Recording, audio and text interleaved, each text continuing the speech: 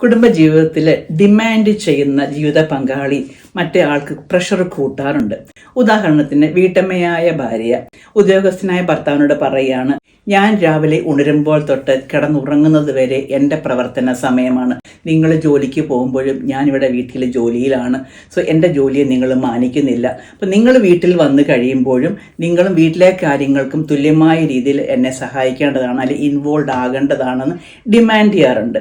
So ഇവിടെ ജീവിത പങ്കാളികൾ മനസ്സിലാക്കേണ്ടത്, ജോലിക്ക് പോകുന്ന ആൾ ഭാര്യയാണെങ്കിലും ഭർത്താവാണെങ്കിലും അവരുടെ വർക്ക് നേച്ചറിനെ മനസ്സിലാക്കണം.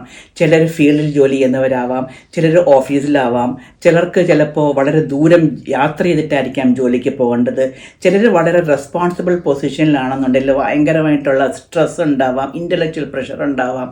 സോ ഇതൊക്കെ മനസ്സിലാക്കുമ്പോൾ അവർ വീട്ടിലേക്ക് വരുന്നതായ സമയത്തും അവർക്കൊന്ന് റിലാക്സ് ചെയ്യേണ്ടത് അത്യാവശ്യമാണ്.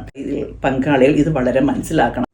ഇനി വീട്ടമ്മയായൊരു ഭാര്യയാണെന്നുണ്ടെങ്കിൽ കുട്ടികളൊക്കെ സ്കൂളിൽ പോകുന്ന പ്രായമായിട്ടുണ്ടെങ്കിൽ അവർക്ക് പകൽ സമയത്തെ ടൈം കുറച്ചുകൂടെ മാനേജ് ചെയ്യാൻ പറ്റും.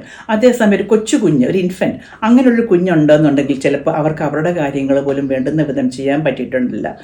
അപ്പോൾ ഇത് ഹസ്ബൻഡ് മനസ്സിലാക്കണം. ആശയങ്ങൾ തലയ്ക്കകത്തിട്ട് വാദിക്കുന്നതിന് പകരം മനസ്സുകൊണ്ട് പരസ്പരം തുറന്നു പറഞ്ഞ് അവരെ മനസ്സിലാക്കി രണ്ടു കൂട്ടരും താങ്ങായി നിൽക്കുകയാണ് കുടുംബ സമാധാനത്തിന് അത്യാവശ്യം വേണ്ടിയത്.